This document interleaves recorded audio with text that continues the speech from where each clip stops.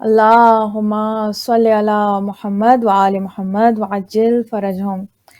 اعوذ باللہ من الشیطان الرجیم، بسم اللہ الرحمن الرحیم، الحمد للہ رب العالمین، والصلاة والسلام علی اشرف الانبیاء والمرسلین،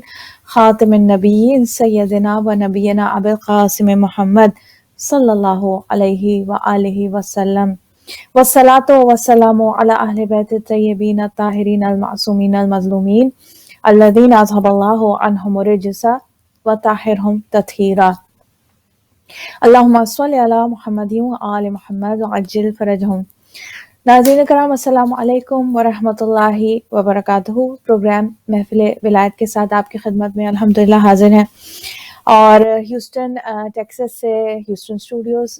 سے یہ پروگرام جو ہے وہ آپ کی خدمت میں پیش کیا جا رہا ہے۔ الحمدللہ لائیو ہے، اور آپ ہمیں کال بھی کر سکتے ہیں، تھوڑی دیر کے بعد نمبر اسکرین پر آ جائے گا انشاءاللہ۔ حمد و ثناء پروردگار کے ساتھ اور محمد وآل محمد صلی اللہ علیہ وآلہ وسلم پر درود و سلام کے ساتھ پروگرام کا آغاز کرتے ہیں۔ شکر ہے اس پروردگار کا کہ اس نے ہمیں یہ توفیق خیر عطا فرمائی، اور جتنی بھی نعمتیں عطا فرمائی اس کا نہ ہم ادراک کر سکتے ہیں اور نہ کبھی اپنی زندگی میں شکر کا حق ادا کر سکتے ہیں۔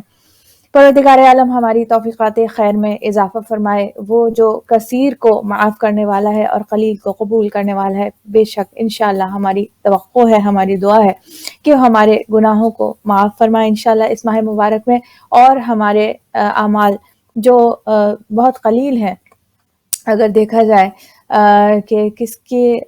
خوشنودی حاصل کرنے کے لیے اور کس کریم پروردگار کے جو ہے ہم شکر کی طرف قدم بڑھانے کے لیے یہ اعمال جو بجا لاتے ہیں، پروردگار عالم ان قلیل اعمال کو اپنی بارگاہ میں انشاءاللہ قبول فرمائے۔ ناظرین کرام، آج انشاءاللہ پروگرام میں ہمارے ساتھ مہمان ہوں گی سسٹر ہما جعفری۔ اس سے پہلے کہ میں ان کو ویلکم کروں، میں چاہوں گی کہ آج کی دعا جو کہ آج کی یعنی کہ ماہ مبارک رمضان کی 6 تاریخ کی جو دعا ہے وہ آپ کی خدمت میں پیش کروں۔ ناظرین دیکھیے، ایک بہت خوبصورت بات جو ہمیں اپنے ذہنوں میں رکھنی ہے، اور سب کو ہم کو معلوم ہے کہ جو دعائیں ہیں، اور ہمیں ائمہ اطہار کی طرف سے جو دعاؤں کا خزانہ ملا ہے، اس سے ہمیں یہ بات تو ہمیں سمجھ میں آتی ہے کہ بعض دعائیں ہوتی ہیں ان کے بعض جو ہیں زمانہ ان کے لیے مخصوص ہوتا ہے، یعنی خاص وقت میں وہ دعائیں مانگی جائیں، اور بعض دعائیں ہیں اور جس میں یہ کسی زمانے کی قید نہیں ہے اور کسی بھی وقت وہ دعا مانگی جاتی ہے، جا سکتی ہے۔ البتہ جن دعاؤں کے لیے زمانے کی قید بھی ہے، مثلا یہ کہ کچھ دعائیں جو ہیں، مثلا آپ کہیے کہ دعائیں کمیل کی، جیسے میں نے مثال پہلے بھی دی تھی کہ شب جمعہ کو یا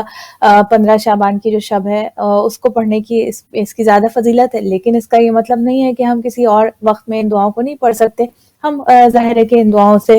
کبھی بھی فائدہ اٹھا سکتے ہیں، لیکن جیسے کہتے ہیں نا تیر بہدف، یعنی وہ دعا ایگزیکٹلی قبولیت کا جو اس کا 100% 100% چانس ہے کہ قبول ہوگی، وہ اس وقت جب کہ اس دن اس کو پڑھا جائے جس دن کے لیے اسے تاکید کیا گیا ہے۔ ماہ مبارک رمضان میں الحمدللہ اگر آپ سوچیں تو 30 ڈیز کے لیے ہم اللہ سبحانہ وتعالیٰ سے ایوری ڈے ہمیں یہ دعائیں ملی ہیں کہ آپ کو پہلے دن یہ مانگنا ہے، دوسرے دن یہ کتنا خوبصورت۔ اف یو جسٹ 1 منٹ کے لیے اگر آپ ٹھہر کر اس بات پر سوچیں کہ کتنا اللہ سبحانہ وتعالیٰ کی طرف سے ہم پر یہ کتنا احسان ہے کہ ہمارے ائمہ اطہار نے ہم تک یہ دعائیں پہنچائیں کہ ایوری ڈے، یعنی فار ایگزامپل ماہ مبارک کی پہلی تاریخ کو اللہ سبحانہ وتعالیٰ سے یہ مانگا جائے، یعنی اس وقت کے مناسبت سے یہ چیز مانگنا بہتر ہے۔ ماہ رمضان کی 2 تاریخ کو یا 3 تاریخ کو یہ، اور آج 6 تاریخ کو جو ہم پروردگار عالم کی بارگاہ میں دعا کے لیے ہاتھ اٹھاتے ہیں، تو یہ دعا ہمیں سکھائی گئی ہے کہ یہ مانگا جائے۔ اور ظاہر ہے کہ دعائیں تو للسبیل ہے کہ اور بھی دعائیں، لیکن بالخصوص جو آج کے دن کی مخصوص دعا ہے اور وہ یہ دعا ہے، اور ظاہر ہے کہ آج کے دن کی مخصوص دیکھا جائے تو جمعرات کے دن کی بھی دعا ہے، اس کے علاوہ ماہ مبارک رمضان کے حوالے سے دعائیں تو الحمدللہ ہمارے پاس جیسے میں نے کہا خزانہ موجود ہے، لیکن چھٹے ماہ مبارک رمضان کے حوالے سے چھوٹی سی دعا۔ بسم اللہ الرحمن الرحیم، اللہم لا تخذلنی فیہ لتعرض معصیتک، اے اللہ مجھے آزاد نہ چھوڑ دینا اس ماہ میں کہ میں تیری معصیت میں مبتلا ہو جاؤں۔ ایک مرتبہ جناب ام سلمہ سلام اللہ علیہ، آپ نے رسول خدا حضرت محمد مصطفیٰ صلی اللہ علیہ وآلہ وسلم کو دیکھا کہ آپ گریہ فرما رہے ہیں، رات کا وقت ہے، اور کہہ رہے ہیں کہ اے اللہ مجھے ایک لمحے کے لیے بھی میرے حال پر نہ چھوڑنا. یعنی رسول خدا یہ دعا کرتے ہوئے ہمیں نظر آ رہے ہیں، اور یہی دعا ہمیں حضرت یونس کے حوالے سے پھر ہمیں ملتا ہے کہ حضرت یونس کا جناب ام سلمہ نے حوالہ دیا تھا، رسول خدا نے حوالہ دیا تھا کہ جو حضرت یونس کے ساتھ واقع ہو. خیر مجھے اس تفصیل میں نہیں جانا، لیکن اس وقت صرف یہ کہ ہم یہ دعا کر رہے ہیں کہ اے اللہ مجھے تھوڑی دیر کے لیے بھی آزاد نہ چھوڑ دینا، یا میرے حال پر نہ چھوڑ دینا کہ میں تیری معصیت میں مبتلا ہو جاؤں. وَلَا تَضْرِبْنِي بِصِيَاطِ نِقَمَتِكَ، اور نہ اپنی معصیت اور ناراضگی کے معصیت اور ناراضگی کی وجہ سے عذاب کے کوڑے میرے اوپر برسانا، یعنی مجھے محفوظ رکھنا ہر قسم کی عذاب اور سزا سے. وَزَحْزِحْنِي فِيهِ مِن مُوجِبَاتِ سَخَطِكَ، اور مجھے دور نہ کر دینا کس چیز سے؟ اپنی نعمتوں سے، اور مجھے اس ماہ میں اپنی ناراضگی اور عتاب کے اسباب سے، اپنی نعمتوں سے دور نہ رکھنا. من موجبات سخط کا، یعنی وہ چیزوں جو تیری ناراضگی کا سبب بنتی ہیں ان کی وجہ سے مجھے اپنی نعمتوں سے دور نہ رکھنا. بے مننے کا، تجھے تیرے احسان کا واسطہ، و ایادی کا، تجھے تیری قوت کا واسطہ. یا منتہا رغبت راغبین، اے انتہا کس کی؟ اے آخری حد تجھ سے رغبت رکھنے والوں کی. خوبصورت دعا ہے کہ جس میں ہم پروردگار عالم سے جو ہے یہ جو آپ کے سامنے میں نے پیش کیا، یہ ان الفاظ میں جو ہمارے پاس یہ دعائیں پہنچی ہیں، ہم اس طریقے سے اس انداز سے پروردگار عالم سے مانگیں. انشاءاللہ پروردگار عالم آج کے دن ہم سب کی یہ دعا اور دیگر تمام دعائیں انشاءاللہ قبول فرمائے. بلا تاخیر میں دعوت دینا چاہوں گی، ویلکم کرنا چاہوں گی سسٹر ہما جعفری کو انشاءاللہ. السلام علیکم ہما بھابی. وعلیکم السلام ورحمۃ اللہ. کوکب کیا حال چال ہے؟ سب خیریت ہے؟ الحمدللہ، آپ کیسی ہیں؟ آپ کو بس ماہ دعائیں. مبارک کی 6 تاریخ مبارک. الحمدللہ یہ مہینہ مبارک اگین. خیر مبارک، اور تمام دیکھنے والوں کو بھی مبارک، اور اللہ تعالیٰ توفیق عطا فرمائے ہم سب کو اس ماہ رمضان میں اس کی سعادتوں کو حاصل کرنے کی اور اس کی نعمتوں سے لطف اندوز ہونے کی، اور خصوصیت کے ساتھ اپنی انشاءاللہ روحانی تربیت کا ہمیں پروردگار موقع عنایت فرمائے. الہی امین. انشاءاللہ انشاءاللہ. بہت شکریہ سسٹر ہما جعفری، آپ نے ہمیں جوائن کیا آج. We are really thankful to you. اور ناظرین جیسے کہ میں نے آپ سے کہا تھا کہ every Thursday sister Huma Jafri is going to be with us انشاءاللہ. اور تھرسڈے کا جو موضوع ہما بھابی نے خود یہ چنا، اور آئی تھنک یہ بہت ہی زیادہ موضوع ہے اس ماہ مبارک کے لیے اور آنے والے تمام دنوں کے لیے. اور دنیا کے حالات کی طرف نگاہ کیا جائے، خود اپنی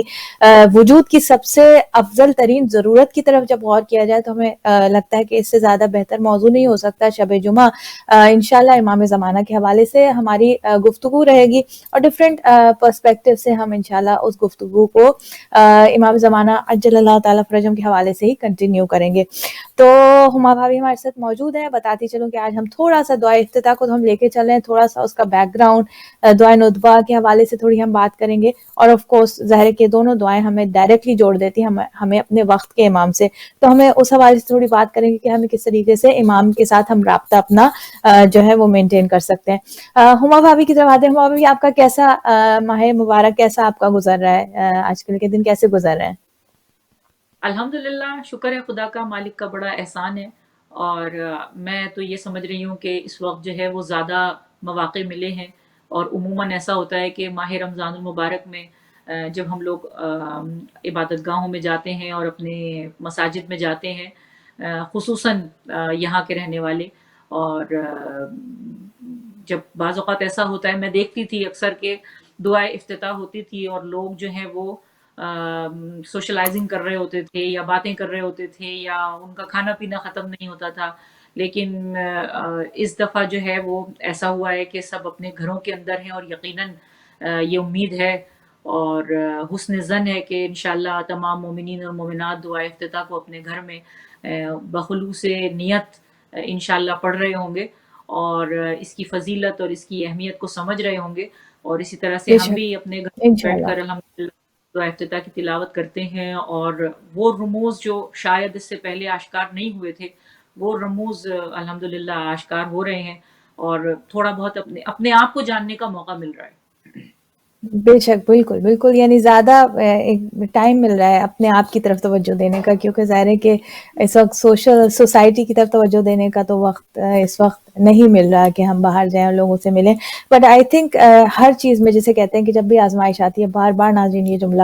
میں آپ کی خدمت میں عرض کر چکی ہوں کہ آزمائش کے پیچھے ایک اللہ کی جانب سے ایک خیر کثیر ہے، اور کچھ خیر کو ہم پہچان لیتے ہیں، ہماری عقل اس کا ادراک کر لیتی ہے، سمجھ لیتی ہے کہ اس میں یہ ہمیں بہتری نظر آ رہی ہے، لیکن بیشتر اوقات، اکثر اوقات ہم اس خیر کو نہ پہچان ہی نہیں سکتے کہ جو ہمارے لیے پروردگار عالم نے اپنی حکمت کے تحت ہر آزمائش کے ساتھ رکھی ہے. کیونکہ پروردگار عالم بیشتر جگہ پہ ہمیں قرآن کریم میں اشارے ملتے ہیں، اور ان مع العسر یسرا، یعنی مشکلات کے ساتھ آسانی ہے. تو آسانی کا مطلب ہر قسم کی آسانی، تو اگر ایک مشکل ہے، ایک مشکل وقت ہے، تو اس کے ساتھ کتنی آسانی ہے یہ صرف پروردگار عالم، وہ کریم پروردگار عالم ہی جانتا ہے. ناظرین، سسٹر ہما جعفری کے پاس میں اپنی ہماری جو آج کی گفتگو ہے اس کا میں آغاز کرنا چاہوں گی، جو انشاءاللہ دعا افتتاح کے حوالے سے. پہلے ہما بھابھی، ہم تھوڑا سا دعا افتتاح کو ایوری ڈے اپنے پروگرام میں بھی ہم نے پچھلے 2-3 پروگرام سے شروع کیا ہے کہ تھوڑا تھوڑا یعنی چند جملے ہم اس کا ٹرانسلیشن تھوڑی بہت سمجھنے کی، ہم اسے بہت زیادہ تفسیر میں اور تشریح میں تو ظاہر نہیں جا رہے، لیکن ایٹ لیسٹ اگر ہم ٹرانسلیشن کو ہی ہم تھوڑا سا سمجھ لیں تو اس پر ہم تھوڑا سا کرنے کی کوشش کر رہے ہیں. شروع کا یہ بھی حصہ ہم نے کیا ہے، بس سمجھ لیجیے شروع کے چند جملے. تو میں چاہوں گی کہ ہما بھابھی ہمیں تھوڑا سا اس کا بیک گراؤنڈ اور اس کے حوالہ جات کے حوالے سے کچھ بتائیں دعا افتتاح کے حوالے سے. جی، دیکھیے، سب سے پہلے تو یہ ہے کہ امام زمانہ علیہ السلام سے متعلق جو دعائیں اور جو خطوط اور جو رسائل ہم تک پہنچے ہیں ان کو توقیعات کہا جاتا ہے، اور یہ توقیعات جو امام علیہ السلام کے ذریعے سے ہم تک پہنچی ہیں، ان کے نائبین کے ذریعے سے یا ان سے ملاقات کرنے والے کسی ان کے صحابی کے ذریعے سے یا کسی زائر کے ذریعے سے. لیکن جو مستند ترین جو ہمارے پاس دعائیں ہیں، جن میں دعائے ندبہ بھی ہے، دعائے عہد بھی ہے، اور دعائے افتتاح بھی ہے. الہی عظم البلا، یہ والی دعا، یہ امام علیہ السلام نے 500 سال پہلے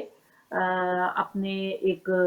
چاہنے والے کو ہدیہ کی تھی جو قید میں تھا، اور 500 سال پہلے امام علیہ السلام نے یہ دعا اس کو تعلیم فرمائی تھی. تو دعائے افتتاح کا اسی طرح سے جو سند ہے، وہ امام کے جو 4 نائبین ہیں خصوصیت کے ساتھ، جن میں سب سے پہلے جو ہیں وہ عثمان بن سعید ہیں، اور عثمان بن سعید جو ہیں وہ امام حسن عسکری علیہ السلام کے وکیل رہے ہیں، وکیل خاص رہے ہیں، یہاں تک کہ امام علیہ السلام نے ان کو یہ عندیہ دیا ہوا تھا کہ آپ جو کچھ بھی کہیں گے وہ میری مرضی کے مطابق ہوگا. اور جو خطوط کے جوابات تحریر کرنے ہوتے تھے، وہ اکثر اوقات امام حسن عسکری علیہ السلام آپ کے ذمے لگاتے تھے کہ تم جو سوالات آئے ہیں ان کے جوابات میری طرف سے دے سکتے ہو، گویا کہ وہ اتنے بلند مرتبے پر فائز تھے. ان کے فرزند ہیں محمد بن عثمان. محمد بن عثمان کا جو نیابت ہے امام زمان علیہ السلام کے سلسلے میں، اور آپ جو ان کے نائب رہے ہیں، سب سے زیادہ عرصہ جو غیبت صغرا کے بعد، یعنی غیبت صغرا جو ہے وہ 69 ایئرز رہی ہے، اور اس غیبت صغرا میں آپ کے 4 نائبین ہوئے ہیں. ان 4 نائبین میں جو پہلے ہیں وہ عثمان بن سعید ہیں، جن کا آپ کا دور سفارت جو ہے وہ 5 سال رہا. اور اس کے بعد جو آپ کے بیٹے ہیں محمد بن عثمان، ان کا جو دور ہے وہ 40 سال رہا. گویا کہ سب سے زیادہ آپ نے امام علیہ السلام کی غیبت صغرا میں جو سب سے زیادہ روابط تھے وہ آپ کے ساتھ تھے، اور 40 سال آپ نے سفارت کے امور کو انجام دیا ہے. اور اس کے بعد پھر حسین بن روح ہیں، انہوں نے تقریباً 21 سال امام کی نیابت میں کام کیا، اور اس کے بعد ابو الحسن ہیں جو 3 سال رہے. تو اس طرح سے 69 ایئرز بنتے ہیں. تو اس میں جو دوسرے ہیں محمد بن عثمان، ان سے یہ روایت کی گئی ہے کہ امام علیہ السلام نے جو توقیع لکھی تھی، اور ان توقیعات میں خصوصیت کے ساتھ ہمیں اس کی سند اس طرح سے بھی مل جاتی ہے کہ शेख मुफीद को इमाम ज़मान अलैहिस्सलाम ने 410 हिजरी में एक ख़त तहरीर किया था। 3 ख़त आपने शेख मुफीद को तहरीर फरमाए हैं। पहला ख़त जो है वो 410 हिजरी में यानी गैबत कुबरा में आपको वो ख़त तहरीर किया, और उस ख़त में आपने ये तहरीर किया कि जान लो कि हम जो कुछ भी तहरीर करते हैं अल्लाह की इजाज़त से तहरीर करते हैं। गोया कि कुदरत ने हमें इस बात की इजाज़त अता फरमाई है कि हम आपको मरासलत का शर्फ अता करें। तो गोया कि यहाँ हमें ये बात पता चल गई कि इमाम अगर कोई ख़त भी तहरीर करते हैं या कोई भी जुमला लिखते हैं या किसी को कोई हुक्म देते हैं तो वो अपनी मर्जी से नहीं देते, बल्कि अल्लाह की मर्जी इसमें शामिल हाल होती है। तो अब दुआए इफ्तिताह के लिए मैंने सुना था कुछ बाज़ लोगों ने कहा कि ये कैसे इमाम से कैसे पहुंच गई और किसके पास इमाम आए थे, तो उनके लिए ये सनद मेरा ख्याल है कि बहुत ज़्यादा काफ़ी होनी चाहिए कि एक ऐसी शख्सियत जो इमाम अलैहिस्सलाम के साथ उनकी गैबत के ज़माने में 40 साल गुजारे, जब यानी ये नहीं कि मोहम्मद बिन उस्मान जब चाहे वो इमाम से मुलाकात करें, ऐसा नहीं था, बल्कि इमाम जब चाहते थे मोहम्मद बिन उस्मान से मुलाकात करते थे। और मोहम्मद बिन उस्मान ने भी कभी ये ज़ाहिर नहीं किया और ना इस चीज़ की जुस्तजू की कि ना इस बात का फ़ख्र और गुरूर किया कि इमाम ज़मान अलैहिस्सलाम उनसे मुलाकात करते हैं, क्योंकि ज़ाहिर है कि वो ज़माना इंतहाई पुरअशोक ज़माना था और चारों तरफ पहरे लगे हुए थे, और इस हालत में आप इंतहाई खामोशी और इंतहाई हिकमत अमली के साथ और बहुत ही अक्लमंदी के साथ आप उस रास्ते पर चल रहे थे जिस पर इमाम चाहते थे कि आप उस तरीके से उनके अहकामात पर अमल करें। अच्छा, मोहम्मद बिन उस्मान की फजीलत और उनका जो मकाम है उसका अंदाज़ा इस बात से लगाया जा सकता है कि जब आपके पहले नायब इमाम ज़माना के पहले नायब उस्मान बिन सईद की का इंतकाल हुआ, तो आपने एक ताज़ियतनामा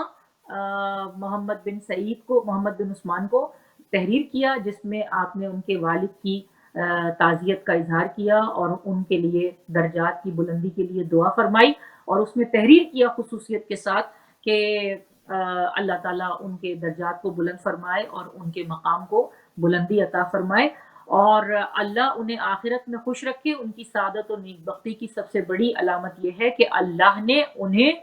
तुम्हारा जैसा फर्जंद अता किया है जो उनका जानशीन और कायम मुकाम है। मैं इस अम्र पर हमदे खुदा करता हूँ। गोया कि मोहम्मद बिन उस्मान के फर्जंद होने पर, यानी उस्मान बिन सईद के फर्जंद होने पर इमाम ज़माना कह रहे हैं कि मैं इस अम्र पर खुदा की हम करता हूँ, यानी खुदा का शुक्र अदा करें इमाम ज़माना एक ऐसी शख्सियत के लिए कि जो उनकी नाइब भी होने वाली है और जिसको वो दुआएं भी तालीम करने वाले हैं। और उसके बाद सुभान अल्लाह। अल्लामा ने अपनी किताब गैबत तुसी के हवाले से नकल किया है कि आपने जो माजरत ताज़ियतनामा उनको भेजा मोहम्मद बिन उस्मान को, तो उसमें आपने एक जुमला लिखा कि खुदा इनके चेहरे को खुश रखे, इनके चेहरे को रोशन रखे, जो हमारे नाइब हैं ये हमारे ही हुक्म से हुक्म देते हैं और हमारे ही अहकाम पर अमल करते हैं। खुदावंद आलम इसे जुमला आफाज से महफूज रखे। तो गोया कि अब इमाम ने ये बता दिया कि ये हमारे ही अहकाम पर अमल करते हैं और जो अल्लाह हमें हुक्म देता है वो हम इनको हुक्म देते हैं और ये हमारे अहकामात पर अमल करते हैं। तो अब यहाँ तक पहुँचने के बाद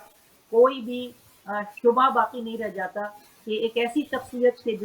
जिसकी करामत के लिए इमाम ज़मान अलैहिस्सलाम दुआ फरमाए, उन्होंने ये दुआए इफ्तिताह हमें तालीम फरमाई है। ये दुआ इमाम ज़माना अलैहिस्सलाम ने अपने नाइब दोयम मोहम्मद बिन उस्मान को तालीम फरमाई थी, जिसके पढ़ने की हमें ताकीद की गई है। तो ये इसकी एक मुख्तसर की सनद मैंने आपकी खिदमत में पेश की, नाजरीन की खिदमत में पेश की। अब अगर किसी के जहन में ये सवाल पैदा हो या बाज़ औक़ात इंसान अपनी नादानी की वजह से बाज़ औक़ात लोग कह देते हैं कि कैसे इमाम से कैसे मंसूब है, इमाम से किस तरह से ये दुआ आ सकती है, तो इन ख़ुतूत रसाइल और दुआओं को तौक़ी कहा जाता है फ़िक़्ही ज़बान में। तौक़ीआत अगर उसको जमा कर लिया जाए तो उसको तौक़ीआत कहेंगे, और ये तौक़ीआत हमारे पास महफूज हैं जो मुस्तनद ज़राए के ज़रिए से हम तक पहुँचे हैं। زبردست ہما بھابھی، بیوٹیفل ماشاءاللہ، بہت اچھا آپ نے، آئی تھنک یہ ہم سب کے لیے بہت ایک ضرورت کی چیز تھی کہ ایٹ لیسٹ ہم سب کو جب یہ سوال آتے ہیں ذہن میں تو یہ معلوم ہو کہ ہمارا الحمدللہ ناظرین، یہ جو ہم تک احادیث اور یہ دعائیں اور یہ جو کچھ بھی ہم تک، میں نے کہا نا کہ یہ جو خزانہ ہمارے پاس موجود ہے، یہ خزانہ اس لیے انمول ہے ناظرین کہ اس کے اوپر بڑی تحقیق ایسے ہی نہیں ہے کہ ادھر ادھر سے بس سن کے اور یہ چیزیں، پورا ایک علم و رجال ہوتا ہے کہ جس کے اندر جو ہے وہ باقاعدہ یہ دیکھا جاتا ہے کہ یہ جو روایت کرنے والا ہے یہ کتنا زیادہ خود اوتھینٹک ہے، کیا یہ جھوٹ تو نہیں بولتا، اس کے ماں باپ کون تھے، اس کی ریپوٹیشن کیسی تھی، یہ سب کچھ، یعنی کوئی ایک آدمی جب روایت کو آگے بڑھاتا ہے تو اس کے پورا یہ روایت کرنے والے کے اوپر پوری تحقیق کی جاتی ہے، اور پھر روایتوں کو جو ہے ان کی ویٹیج دی جاتی ہے، حدیثوں کو ان کی ویٹیج ملتی ہے کہ کون سی حدیث، کون سی روایت جو ہے وہ کتنی مستند ہے۔ تو ابھی جو ہما بھابھی نے کہا دعائے افتتاح، اس کی یعنی یہ یعنی امام کے جو نائب دوم محمد بن عثمان، ان کی طرف سے یہ روایت ان کے تھرو ہمیں یہ ملی ہے، اور جو امام نے ان تک پہنچائی، انہوں نے ہم تک پہنچائی، اور یہ زبردست، I think thank you so much Huma بھابھی for sharing all that information with us. الحمدللہ آگے تھوڑا سا ناظرین میں بڑھتی ہوں، اور ہما بھابھی سے میں اب تھوڑا سا، یہ سوال دعا افتتاح کے بارے میں بات ہو رہی ہے، اس کی سند کے حوالے سے بات ہو رہی ہے، اس کے پڑھنے کے ثواب کیا ہے؟ انہوں کہ یہ دعا ہے، اور دعا کے اندر ظاہر ہے کہ اپنا ہم آلریڈی دعا کے پڑھنے کا ثواب، اس دعا کا کوئی خاص ہمیں ایسا ہے کہ الگ سے کوئی روایتوں میں یہ بھی ملا ہو کہ دعا افتتاح کا کوئی پڑھنے کا ثواب، یا اس کے حوالے سے کیا اہمیت کیا ہے ماہ مبارک میں اس خاص دعا کے پڑھنے کی؟ ہاں، اس میں دیکھیں بسند معتبر منقول ہے کہ امام علیہ السلام نے خود ارشاد فرمایا کہ اپنے شیعوں کو کہ رمضان المبارک میں اس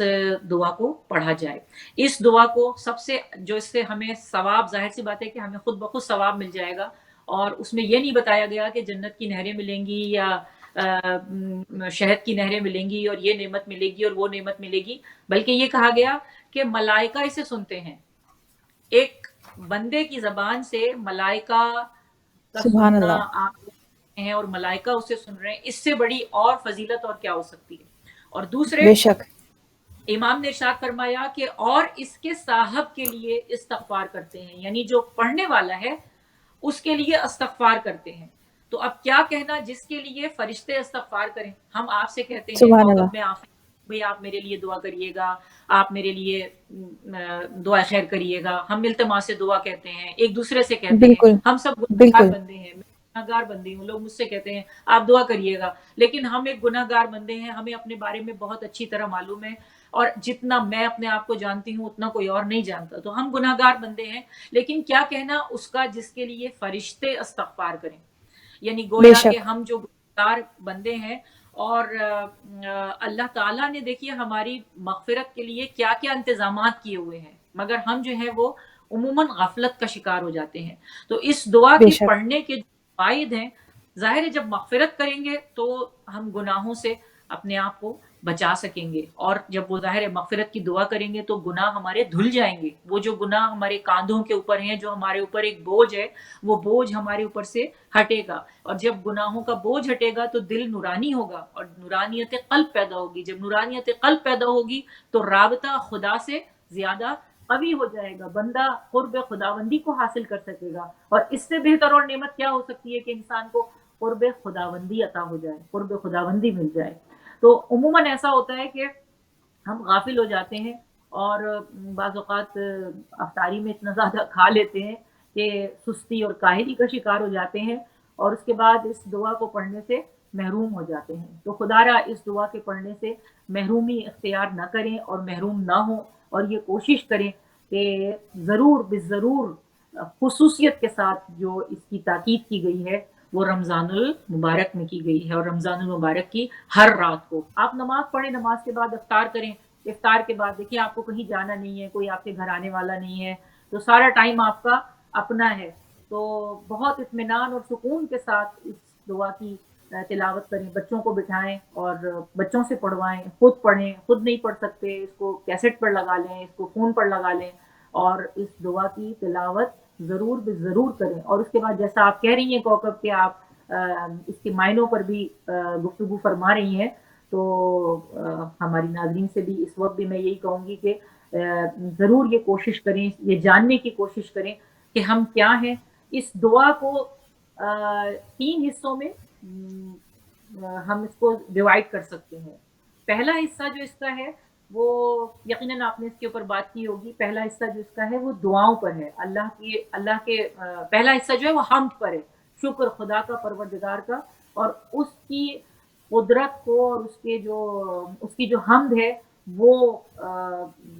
بیان کی گئی ہے۔ تو 3 حصوں میں اگر ہم اس دعا کو ڈیوائڈ کریں تو ان میں جو پہلا حصہ ہے اس میں تقریباً 19 اللہ کی نعمتوں کا ذکر کیا گیا ہے اور 19 نعمتوں کا حوالہ دیا گیا ہے کہ وہ خالق الاسبا ہے، وہ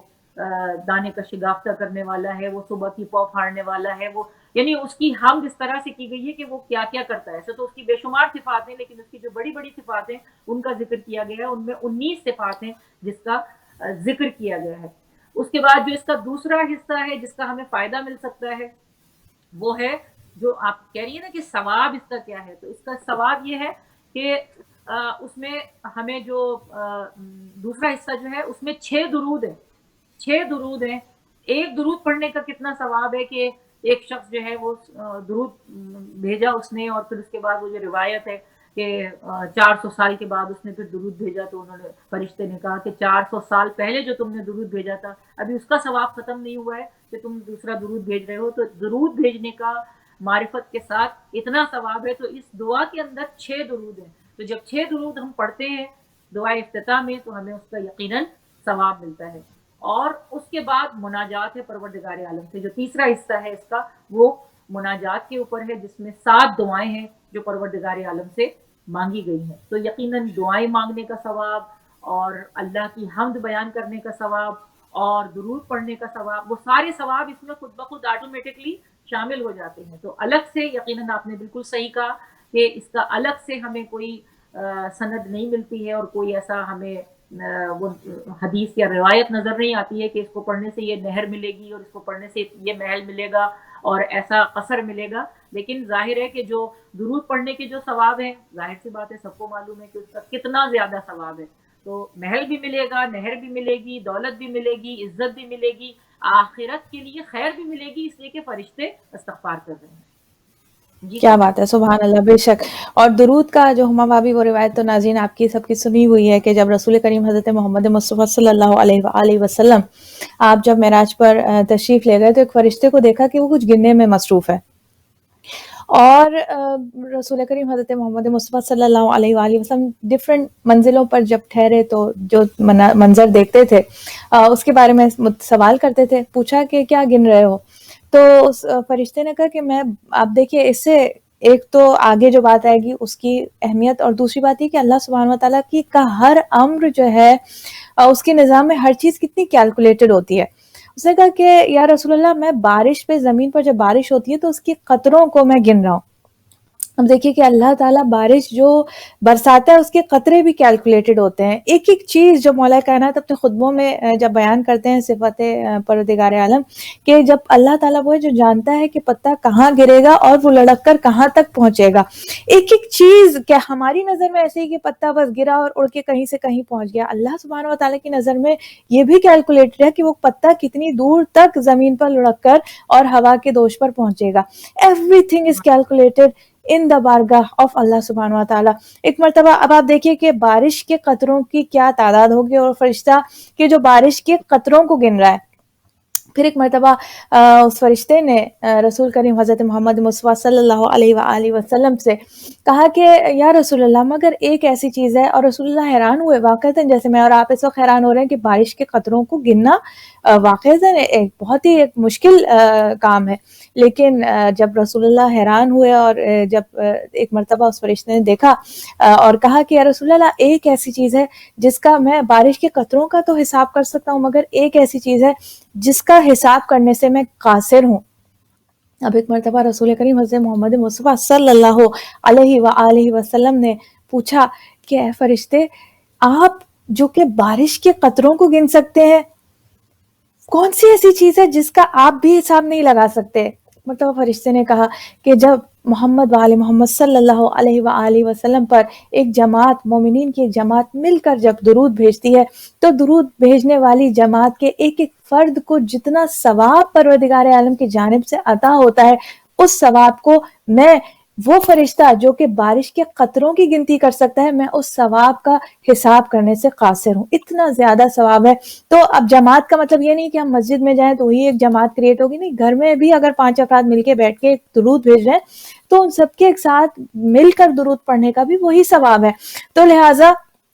اور درود چاہے انڈیویجولی آپ الگ سے اکیلے پڑھیں اس کا ثواب ہے، لیکن جماعت میں پڑھنے کا اس کا ایک الگ ثواب ہے۔ تو وہ بھی ہم اپنے گھروں میں الحمدللہ ہمارے گھروں میں یہ چیزیں رائج ہیں، لیکن اگر نہیں ہے تو ہم اس کو سٹارٹ کر سکتے ہیں کہ نماز کے وقت یا ڈیورنگ افطار کے وقت، افطار شروع کرنے سے پہلے ایک مرتبہ جو ہے مل کر سب درود پڑھیں، بسم اللہ کریں، درود پڑھیں، سورہ قدر ہم پڑھتے ہیں، دعا افطار پڑھتے ہیں، اس میں لازمی ہے کہ قرار دیا جائے کہ افطار کے وقت جو ہے ڈائننگ ٹیبل پہ بیٹھ کے سب دسترخوان پہ بیٹھ کر سب مل کر بآواز بلند جو ہے وہ درود پڑھیں انشاءاللہ۔ تو ذرا درود پڑھنے کا اتنا ثواب ہے، اور آپ یہ والی جیسے کہ ہما بھابی نے کہا کہ اس میں باقاعدہ اس دعا میں درود جو ہے وہ محمد وآل محمد صلی اللہ علیہ وآلہ وسلم پہ ایک ایک کر کے رسول کی صفات بیان کر کے آپ پر درود، پھر جناب مولا کائنات کی صفات آپ پر درود، پھر بی بی فاطمہ سلام اللہ علیہا، امام حسن والحسین علیہم السلام، اور پھر ائمہ، تو یہ سارے درود جو ہیں یہ اس کے درمیانی حمد کے بعد جو جیسے ہما بھابی نے کہا اس میں ہمیں یہ درود اور سلام اور صلوات جو ہیں وہ ملتی ہیں۔ تو اس کا ظاہر ہے کہ کتنا ثواب ہے اس کا احاطہ بیان نہیں کیا جا سکتا کہ اس کا کتنا ثواب ہے۔ تو ہم اسے ضرور انشاءاللہ اپنی ڈیلی جو ہماری روٹین ہے اس میں کوشش کریں کہ ہم اسے ضرور پڑھیں، اور اس کے لیے زیادہ ناظرین بس یہ کہ اگر فوراً جیسے ہی ہم افطار سے فارغ ہوں، آپ کیا کہیں گے ماں بھابھی، جیسے ہی افطار کا یعنی 8 بجے سمجھ لیجیے ہیوسٹن میں 8:15 بجے اگر افطار کا وقت ہو رہا ہے، آپ نے اگر 8:30 پہ بھی شروع کیا نماز مغرب کی پڑھ کے پھر افطار شروع کیا، تو 8:30 سے لے کے 9 بجے تک آپ کا افطار پورا، یعنی وہ جو کھانے جی، کا پروسیس ہے وہ، اور اور کھانا بڑا پینا تو 15 منٹ 20 منٹ میں سے کھانا پینا ہو جاتا ہے، اس کے بعد یہ جی ہوتا ہے کہ بالکل، آپ نے جلدی اور جلدی اس میں بھی اگر آپ میکسیمم، چاہیں آپ ٹیبل ٹاک بھی کر سکتے ہیں، آپ اپنے گھر میں اپنے گھر والوں سے خیر خیریت بھی دریافت کر سکتے ہیں، ظاہر ہے گھر کی باتیں ہوتی ہیں تو وہ کرنے کے بعد بھی پھر بھی ہمارے پاس بہت ٹائم بچتا ہے، اور کوشش یہ کی جائے کہ نماز مغرب جو ہے وہ باجماعت پڑھ لی جائے، پہلے نماز مغرب اور نماز عشاء سے فارغ ہو جائیں، اور اس کے بعد جو مسلح بچھے ہیں جہاں بچھے ہیں وہ بچھے رہنے دیں، اور اس کے بعد افطار کریں، افطار کے بعد آپ آئیں اور اس کے بعد آپ دعا افتتاح پڑھیں۔ تو الحمدللہ اگر اس کو بہت فاسٹ پڑھا جائے تو تقریباً 15 سے 20 منٹ لگتے ہیں، اور اگر تھوڑا سا ذرا قرأت کے ساتھ پڑھا جائے، یا اگر آپ فون پر لگا رہے ہیں یا اس کو انٹرنیٹ پہ لگا رہے ہیں تو اس میں تھوڑا سا ذرا سا زیادہ ٹائم لگ جاتا ہے، لیکن بہتر یہ ہے کہ خود سے کوشش کی جائے، خود پڑھیں، بچوں کو پڑھوائیں، اور خود اس کی قرأت کریں، خود تلاوت کریں۔ اور بچوں کے ساتھ یہ بھی ناظرین آپ کر سکتے ہیں، بچوں کے ساتھ یا فیملی کے ساتھ بیٹھ کے پورا، اگر ظاہر ہے کہ ہم ٹائم کی قید ہے یہی کہ بچے، ظاہر ہے کہ ہمیں یہ دیکھنا ہے کہ بچے ہی ہیں، ظاہر ہے کہ ان کو ہم اوور برڈن ہر ایک کے اوپر اتنا ہی بوجھ ڈالا جائے جتنا وہ سہار سکتے ہیں۔ تو آپ ایک جملہ بھی، صرف ایک جملہ آپ نے دعا کا لیا اور اس کو ایک دفعہ دعا کو عربک میں پڑھ لیا، اور صرف ایک جملے کی، بہت زیادہ نہیں، ایک جو، اگر بچے زیادہ سننے کے لیے متوجہ ہیں تو آپ ان کو زیادہ بتائیے، لیکن یہ کہ آپ انہیں ایک جملہ کم از کم ضرور اس کا ٹرانسلیشن کوئی سا بھی آپ نے اٹھایا اور کوئی سے بھی ایک جملے کا میننگ جو ہے وہ ایز اے فیملی مل کر جو ہے وہ اس کو پڑھ بھی لیا، اور اس کے بعد یہ پوچھا بھائی آپ کو اس سے کیا سمجھ میں آیا، کچھ بھی، یعنی ایک چھوٹا سا 5 منٹ کا ڈسکشن آپ کر سکتے ہیں۔ سو مینی تھنگس جو کہ ہم آفٹر افطار، یہ ہمارا فیملی ٹائم ٹوگیدر، اور اس میں ایک عبادت کا ایک پہلو، اور وہ عبادت جو کہ یہ جو شب قدر کے حوالے سے بھی ناظرین جو ہمیں روایت ملتی ہیں جہاں پہ یہ سارے شب قدر کے اعمال ہیں، اس میں ایک بہت اہم عمل جو ہے وہ تفکر اور تذکر اور تدبر ہے، یعنی انسان بیٹھ کر غور و خوض کرے، وہ چیز بہت امپورٹنٹ ہے، وہ ڈسکشن بہت امپورٹنٹ ہے، کہ ایک تو یہ کہ ہم رو میں بس ایک کے بعد ایک عربی پڑھے چلے جا رہے ہیں، اور ایک یہ کہ نہیں، ہم نے 10 منٹ بیٹھ کے تھوڑی سوچ بچار کی، وہ ٹائم ہم 10 منٹ نہیں، 5 منٹ جتنا موقع ہو، ہم 5 منٹس کی ایز اے فیملی بیٹھ کر وہ ڈسکشن، چاہے ہم اس کو بھئی خاتون خانہ اگر پہلے سے جس طریقے سے افطار تیار کر رہی ہیں، اس کے وقت اسی وقت انہوں نے دعائے افتتاح کا ایک جملہ جو ہے وہ بھی ساتھ میں تیار کر لیا. جہاں پہ ایک جسمانی غذا اور جسمانی افطار کا آپ نے ایک انتظام کیا, وہاں پہ ایک روحانی افطار بھی ساتھ ساتھ کرایا. ساتھ میں ایک جملے کا بس ٹرانسلیشن ڈیورنگ افطار آپس میں ایک دوسرے باتیں کر ہی رہے ہوتے ہیں, اور موڈ بھی سب کا ایسا ہوتا ہے کہ سب بڑے ریسیپٹیو ہوتے ہیں, اور کچھ وہ جی ایسا ماحول ہوتا ہے کہ آپ دیکھیے کتنا اسٹرانگ اسپرچل اور نورانی وہ ماحول ہوتا ہے کہ کہتے ہیں افطار کے وقت جو دعا ہوتی ہے, یہ روایتیں ہمارے پاس موجود ہیں کہ وہ قبول ہوتی ہیں. تو that is a very strong spiritual, بہت ہائیلی بہت زیادہ انرجی اس وقت موجود ہوتی ہے. تو اس انرجی سے بھرپور ماحول کے اندر ہم ایک جملہ دعا افتتاح کا آپس میں ایز اے فیملی ہم شیئر کریں. آئی تھنک چھوٹی چھوٹی چیزیں جو کہ ہم کو بہت بڑے یہ نہیں کرے کہ ایک ایک گھنٹے کی ہم کوئی باتیں کریں, نہیں چھوٹی چھوٹی بھی باتیں, لیکن یہ کہ ایسی ہو کہ جو ہنسی خوشی آپس میں کھیلتے کھیلتے باتیں ہو گئی, لیکن ایک میسج جو ہے اپنے خود ہم تک بھی پہنچے گا, ہماری بھی معرفت بڑھے گی, اور ہم اپنے بچوں, شوہر یا جو بھی گھر میں موجود ہیں افراد, ان کے ساتھ ہم یہ چیزیں شیئر کریں. اور آئی تھنک یہ بہت ہی زیادہ ایک اچھی ایکسرسائز ہوگی, ایک اچھی اسپرچل ایکسرسائز ہوگی as a family in the month of Ramadan انشاءاللہ. اور یقین کیجیے یہ موقع ویسے اس وقت ہمیں ملا ہوا ہے, یہ موقع اس طرح نہیں ملتا. یہ جو ہمیں ابھی ملا ہوا ہے یہ موقع بار بار نہیں مل سکتا, کیونکہ دیکھیے جب زندگی جو نارمل پہ آئے گی تو ہماری بہت ساری اور چیزیں, ابھی ہماری نہ کوئی افطار پارٹی ہو رہی ہے, نہ ہماری کوئی روزہ کشائی ہو رہی ہے, نہ یہ کوئی افطار کے انویٹیشنز ہیں, نہ یہ کہ ہمارا امام بارگاہ میں all kind of social activities ہماری اگر کٹ ہوئی ہیں. گھر کے اندر ہم ہیں تو گھر کے اندر اس ٹائم کو جو ہے اپنے بچوں کے ساتھ, اپنی فیملی کے ساتھ میکسیمم ہم پازیٹیولی یوٹیلائز کریں انشاءاللہ. بالکل. ناجی یہ میں غفلت بہت زیادہ جی ہے اس وقت جو ہے وہ, اگر کوئی غفلت میں تھا تو یہ جھنجھوڑنے کا وقت ہے. اور یہ وقت بالکل آپ نے صحیح کہا کہ یہ وقت دوبارہ نہیں ملے گا. تو جو وقت ہمیں ملا ہے ہم اس کو کوشش کریں کہ اس وقت میں اپنے آپ کو بیدار کرنے کی, اور شاید یہ ہمیں جگایا جا رہا ہے امام زمان علیہ السلام کے ظہور بے کے شک حوالے بے سے, شک یہ بیدار بے شک ہے کہ آپ بیدار ہو جائیں. ہو سکتا ہے بہت سارے ایسے مومنین ہوں یا کچھ ایسے لوگ ہوں کہ جو گزشتہ سالوں میں اس طرح سے راغب نہ ہوئے ہوں, لیکن اس وقت وہ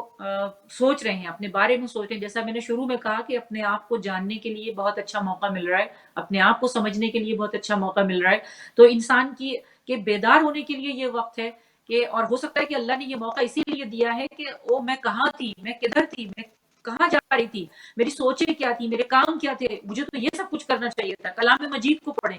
قرآن مجید کو پڑھنے کی بہت زیادہ تاکید ہے. جب ہم قرآن کو پڑھتے ہیں اور اس کی تفسیر کو پڑھ رہے ہیں اور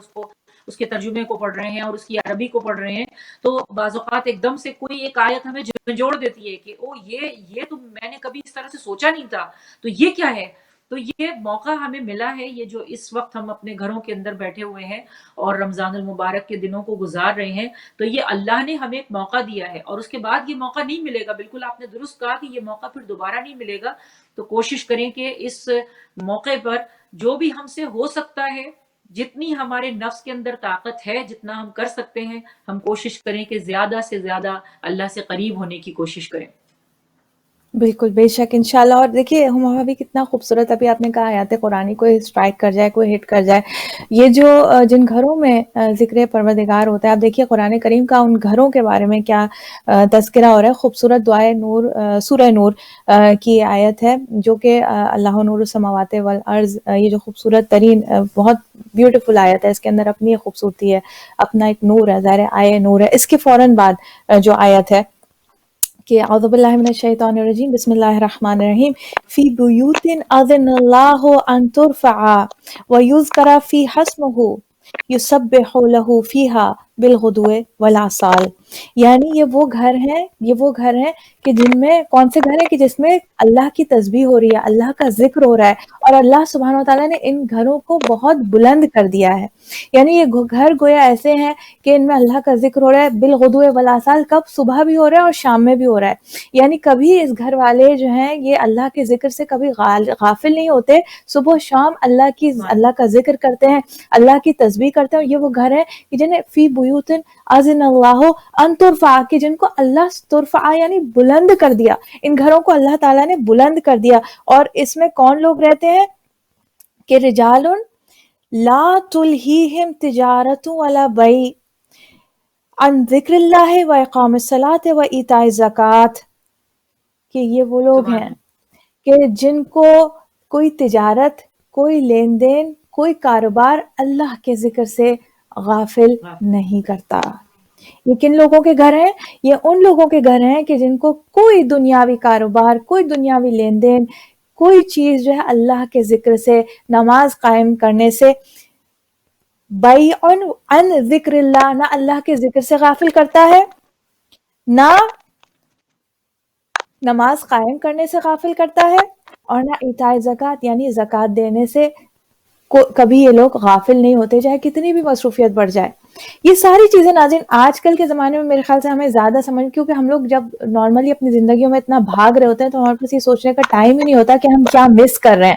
اس وقت ہم یہ ریئلائز کر رہے ہیں کہ what we have been missing, اور اس چیز کو ہمیں یہ تمام آیتیں ہمیں بہت کچھ ریمائنڈ بھی کر رہی ہیں. اور اللہ کرے ظاہر ہے کہ اس کی جو بہترین مثال ہے وہ تو اہل بیت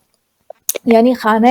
رسول خدا ہے، خانہ فاطمہ الزہرا سلام اللہ علیہ ہے. لیکن اس میں وہ گھر بھی، یہ عمومی طور سے یہ خاص الخاص دائرے وہی گھر ہیں، ان سے بلند ترین افضل ترین گھر وہ نہیں ہے جو زہرا کا گھر ہے. افضل ترین وہ گھر ہے جو کہ فاطمہ الزہرا کا گھر ہے، افضل ترین گھر وہ ہے جو رسول خدا کا گھر ہے، افضل ترین وہ گھر ہے جو ائمہ علیہ السلام کے گھر ہیں. البتہ یہ عمومی طور سے اس آیت کا اطلاق ان تمام گھروں پہ ہوتا ہے کہ جہاں پہ صبح و شام اللہ کا ذکر کیا جاتا ہے، اللہ کو یاد رکھا جاتا ہے، اللہ کی تسبیح ہوتی ہے، اور جو اس گھر کے رہنے والے کبھی بھی اپنی زندگی کے روزانہ کے کاروبار کی وجہ سے اللہ کے ذکر سے غافل نہیں ہوتے. ناظرین یہ بہت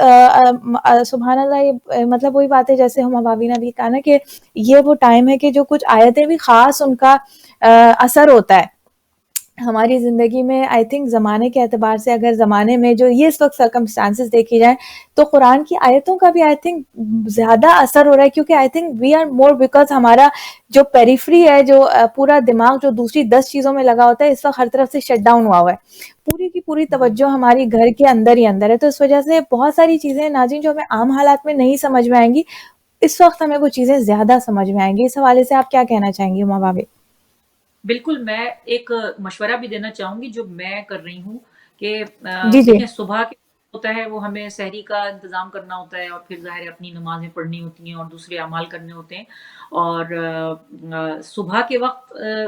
تھوڑا سا برڈن زیادہ ہوتا ہے. لیکن میں اپنی بہنوں سے ایک مشورہ ان کو یہ دوں گی کہ صبح کے وقت آپ کلام مجید کی تلاوت کریں، تینوں وقت کریں، صبح کے وقت بھی کریں، دوپہر کے وقت بھی کریں، ظہر اور ظہرین کے وقت، اور اس کے بعد مغربین کے وقت بھی کریں. لیکن جو تفسیر ہے نا، وہ تفسیر آپ پڑھیں دوپہر کے وقت، آپ کو اتنا لطف آئے گا. مجھے تو بہت اچھا لگ رہا ہے. آپ تفسیر پڑھیں، ترجمہ پڑھیں، اور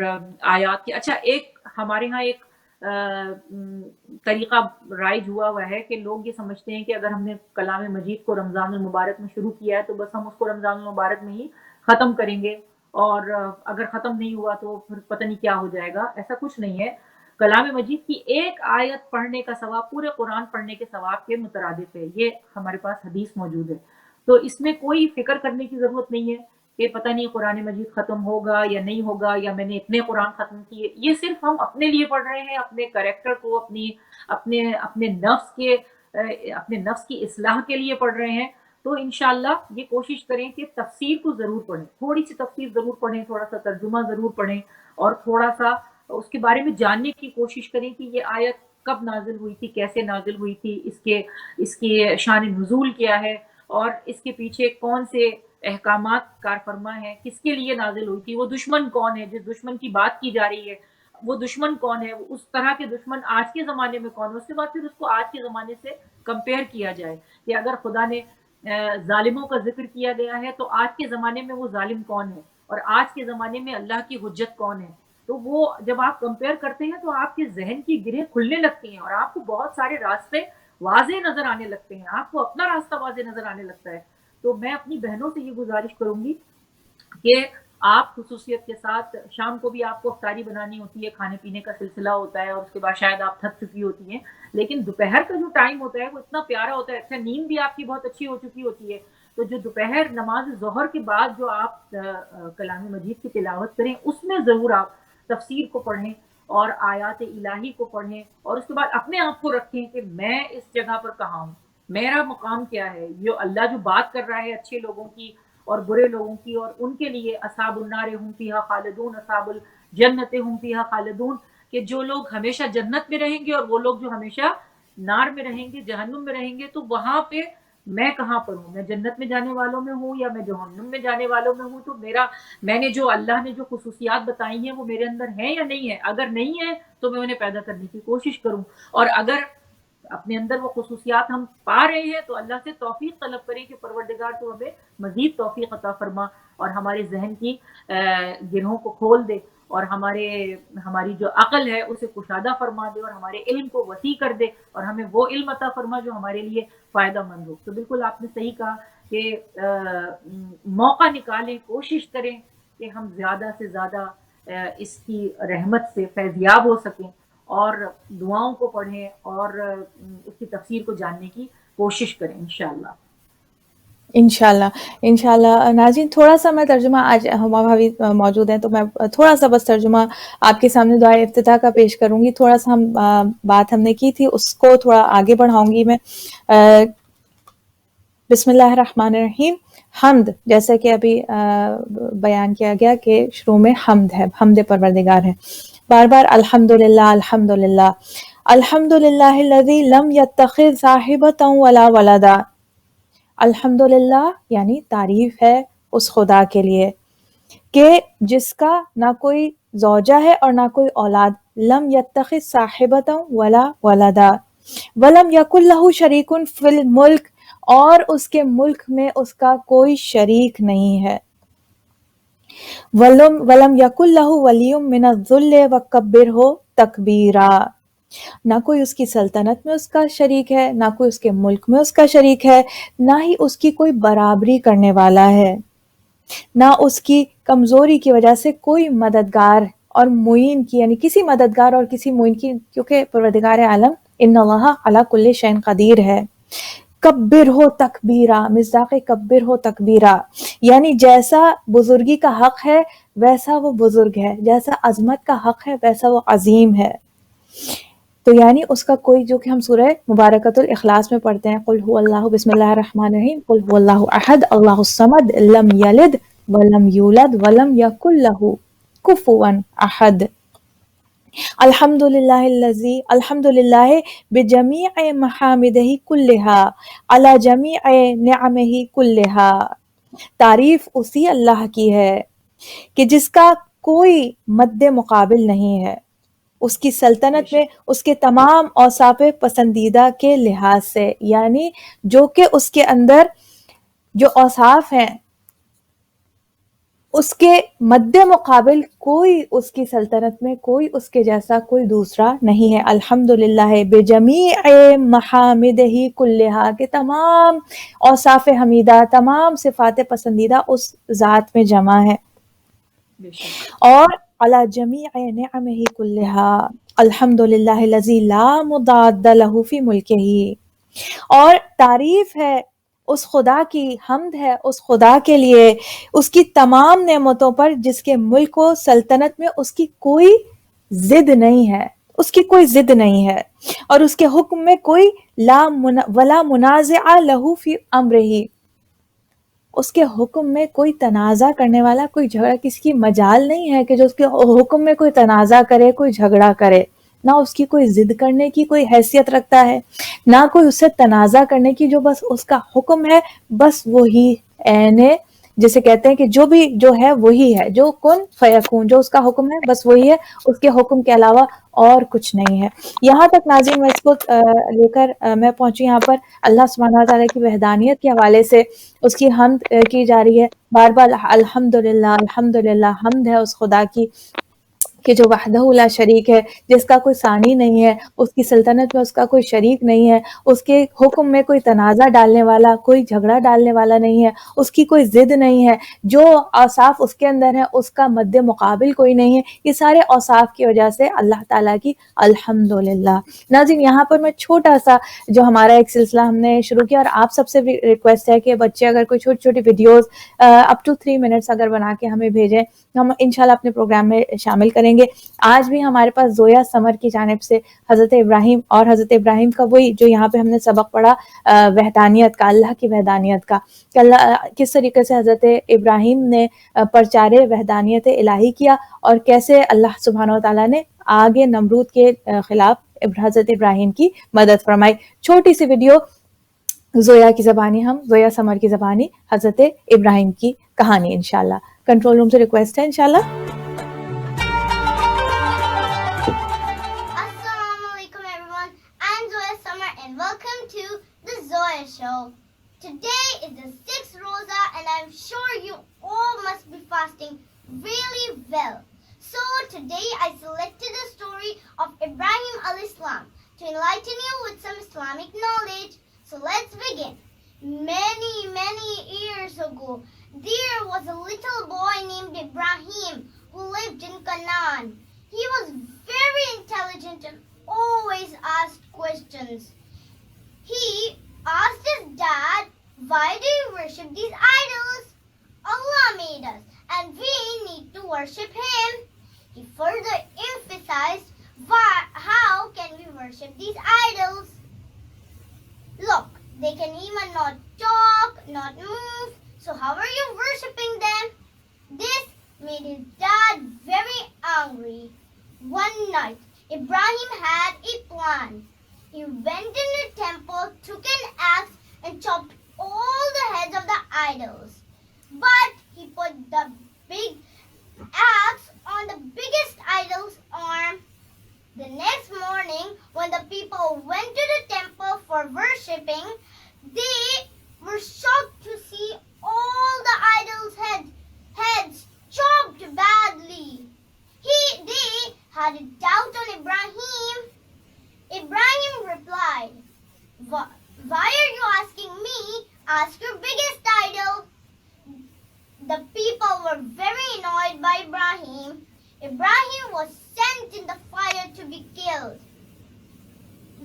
Allah cannot harm His prophets. So when he went in the fire, Allah subhanahu wa ta'ala immediately sent Hazrat Jibreel al-Islam to protect his beloved prophet. When he went in the fire, the fire was turning into roses. The people were surprised to see that. So guys, the lesson of this story is Allah is one and we should always worship Him. We should go on the path He has chosen for us. That's all for today everyone. If you like my video, so please subscribe. Jazakallah. یہ تھی پاکستان سے، کراچی پاکستان سے زویا سمر. یہ ہماری بھتیجی صاحبہ ہے، ماشاءاللہ ان کو بڑا شوق ہے، اور وہ آج کل چونکہ ماہ مبارک رمضان کے حوالے سے وہ تھوڑی سی انبیاء کے حوالے سے انہوں نے کہا کہ ویڈیوز بنائی جائیں. تو I think it's a very good idea, creative idea. ناظرین، بچوں کو اگر آپ یہ چھوٹا سا پروجیکٹ دیں تو اس سے فائدہ یہ ہوگا کہ وہ خود بخود پروفٹ کی سٹوری پر تھوڑی اپنی ریسرچ کریں گے اور ان کی نالج آٹومیٹکلی بڑھے گی. نالج بھی بڑھے گا، علم بھی بڑھے گا، اور یقین بھی بڑھے گا انشاءاللہ. میں ہما بھابی کی طرف آؤں گی. جزاک اللہ. کہ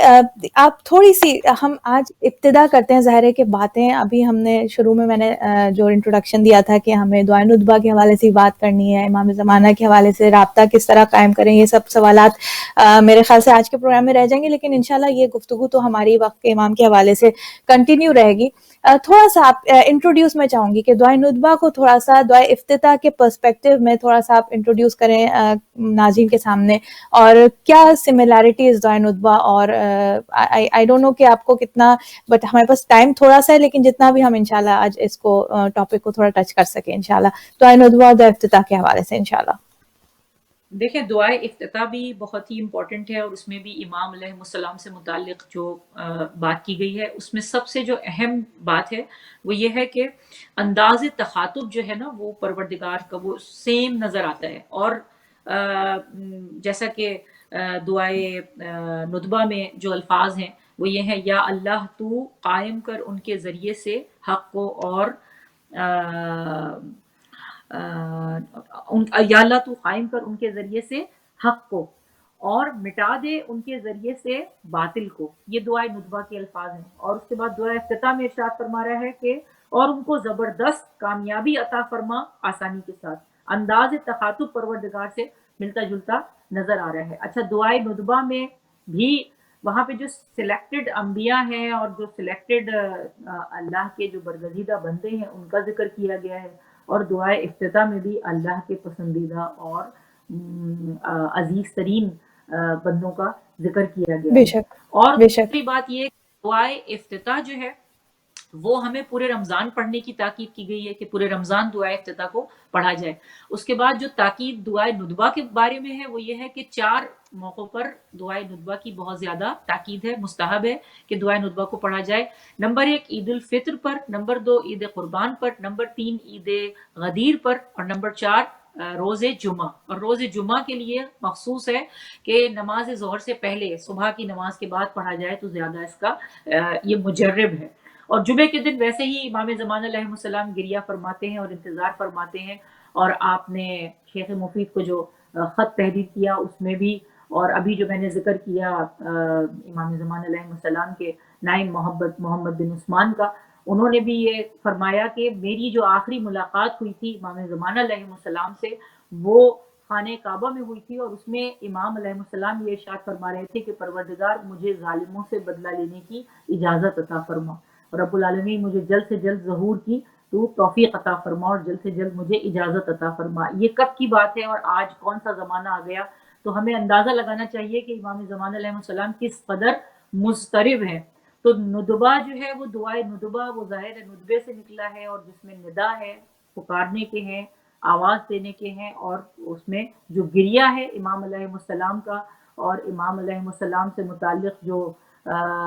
جو خصوصیات ہیں. اور اسی طرح سے دعائے افتتاح میں جب ہم دعا مانگ رہے ہیں، جو آخری جو اس کے دعائے افتتاح کا بھی جو آخری حصہ ہے جس میں 7 دعائیں جو امام کے توسط سے مانگی گئی ہیں، بالکل وہی مماثلت ہمیں دعائے افتتاح میں بھی نظر آتی ہے، اور وہی مماثلت ہمیں دعائے ندبہ میں بھی نظر آتی ہے کہ ان کے واسطے سے دعائیں مانگی جا رہی ہیں. جیسا کہ ان کے تعلق سے دعا مانگی جا رہی ہے کہ دعا افتتاح میں ارشاد ہو رہا ہے کہ خداوندہ جتنا تو نے ہم کو حق سے آگاہ کر دیا اتنے کی قوت برداشت بھی دے. اور دعائے ندبہ میں پھر ارشاد فرما رہا ہے کہ ان کے وسیلے سے ہمارے دلوں کو راحت دے، ان کے طفیل ہمارے رنج و غم کو دور فرما دے، ان کے واسطے بے سے شک ہمارے قرضوں کو ادا کر انشاءاللہ دے، ہماری محبت اور محتاجی کو ان کے صدقے میں دور کر دے. تو دعائے افتتاح میں بھی انشاءاللہ ہم نے یعنی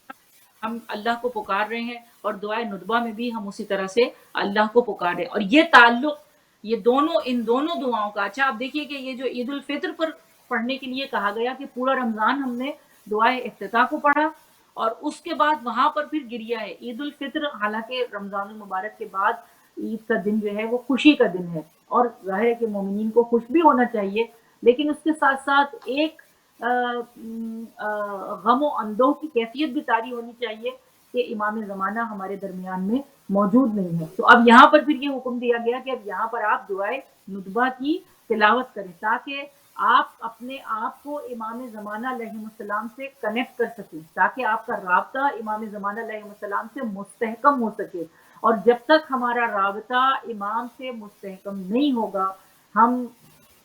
محروم رہیں گے، ان کی زیارت سے محروم رہیں گے، ان کے ظہور سے محروم رہیں گے. تو کیونکہ امام مسلط ہونا نہیں چاہتے، امام کسی کے سر کے اوپر سوار ہونا نہیں چاہتے، امام یہ چاہتے ہیں کہ تم بلاؤ تو ہم آئیں. ہم لوگ امام کو صرف اس وقت بلاتے ہیں، اس موقع پر بلاتے ہیں جب ہمیں کوئی مصیبت پیش آتی ہے، جب ہمارے اوپر کوئی پریشانی آتی ہے، جب ہم کسی مصیبت میں گرفتار ہو جاتے ہیں، کسی بلا میں گرفتار ہو جاتے ہیں، تو ہم بصدق دل امام کو پکارتے ہیں اور امام یقیناً مدد کے لیے آتے ہیں. لیکن جب ہم اپنی خوشیوں میں امام کو یاد نہیں کرتے تو اب آپ اندازہ لگائیے کہ امام کے دل کی کیا کیفیت ہوتی ہوگی. تو اسی لیے تاکید ہے کہ ہر جمعے کو، آج چونکہ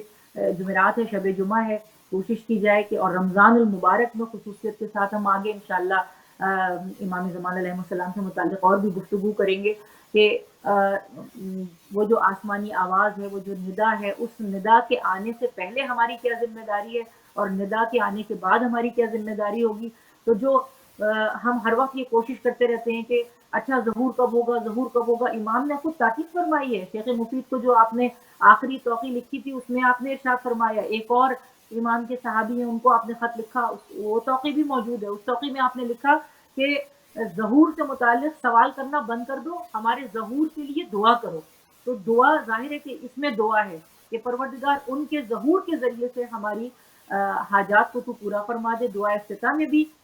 ان کے وسیلے سے، ان کے واسطے سے دعا کی گئی ہے، اور دعائے ندبہ میں بھی ان کے وسیلے سے اور ان کے واسطے سے دعا کی گئی ہے. تو یہ مماثلت ہے ان دونوں دعاؤں کے اندر جو ہمیں امام سے قریب کر رہی ہیں، جو ہمیں امام بے سے شک ملا رہی ہیں. ہم دور ہونا چاہتے ہیں لیکن ہمیں یہ دعائیں اگر ہم پڑھتے رہیں تو ہم دور نہیں ہو سکتے، ہم امام سے قریب رہیں گے، اور جب ہم امام سے قریب رہیں گے تو امام کی نظریں بھی ہم پر رہیں گی اور امام ہم سے راضی رہیں گے، امام ہم سے خوش رہیں گے۔ ہماری کوشش ہونی چاہیے کہ ہم امام کو راضی رکھیں، امام کو خوش رکھیں، اور ان کے لیے رنجیدگی کا باعث نہ بنے، ان کے لیے جیسا کہ امام کی حدیث موجود ہے کہ میرے لیے باعث فخر بنو، باعث افتخار بنو، باعث ننگ و عار نہ بنو، تو ہم امام کے لیے باعث فخر بنیں اور ان دعاؤں کو پڑھتے ہوئے امام کا قرب حاصل کریں، اور بے ان کے شک وسیلے سے اللہ سے دعا طلب کریں۔ انشاءاللہ پروردگار ہماری دعاؤں کو مستجاب فرمائے، ان کے صدقے میں ہماری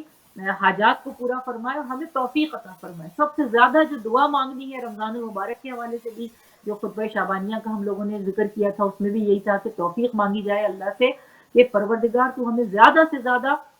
کلام مجید کو پڑھنے اور روزہ رکھنے کی توفیق عطا فرما۔ تو توفیق مانگے اللہ سے کہ اللہ ہمیں توفیق عنایت فرمائے، نیکی کی توفیق عطا فرمائے اور ہماری ہدایت فرمائے۔ بے شک بے شک، الہی آمین، انشاءاللہ انشاءاللہ۔ ناظرین، اس وقت آپ سب سے پروگرام کا وقت جو ہمارا انفارچونیٹلی وہ ختم ہو رہا ہے، اور ہم اس گفتگو کو نیکسٹ تھرسڈے کو انشاءاللہ کنٹینیو کریں گے۔ آپ سب انشاءاللہ ہمارے ساتھ گفتگو میں شامل رہیے گا۔ میں سسٹر ہما جعفری کی بہت مشکور ہوں، آپ آج ٹائم دیا اور بہت اچھی اچھی باتیں ہم نے کی الحمدللہ۔ بہت چیزیں ہمیں آئیڈیاز بھی ملے کس طریقے سے ہم بیسٹ یوٹیلائز کریں اپنے ٹائم کو، اس یہ جو وقت ہمیں ملا ہوا ہے۔ اور دعائے افتتاح کے حوالے سے ہم نے اس کی سند کے حوالے سے بات کی، دعائے ندوہ کا تھوڑا سا انٹروڈکشن آج ہوا الحمدللہ، دعائے افتتاح کے فوائد کے حوالے سے ہم نے بات کی، اس کا اوور ویو ہم نے کیا، تھوڑی سی ٹرانسلیشن پہ بات ہوئی الحمدللہ۔ الحمدللہ we are really thankful to all of you, really thankful, جزاک اللہ خیر ہما بھابی، پروردگار عالم آپ کو جزائے خیر انشاءاللہ عطا فرمائے اس کی، اور اپنی بارگاہ میں پروردگار عالم آپ کا یہ ذکر جو ہے آج کا قبول فرمائے۔ ربنا تقبل منا انک انت السمیع العلیم۔ ناظرین، اس کے ساتھ ہم آپ سے اجازت چاہیں گے، ہما بھابی آپ سے اجازت چاہیں گے۔ دعا میں ہمیں یاد رکھیے گا انشاءاللہ، اپنا بہت خیال رکھیے گا۔ ماہ مبارک ہم سب کے لیے انشاءاللہ ایک مبارک ترین مہینہ جو ہے وہ انشاءاللہ ثابت ہو انشاءاللہ۔ والسلام علیکم ورحمۃ اللہ وبرکاتہ، فی امان اللہ۔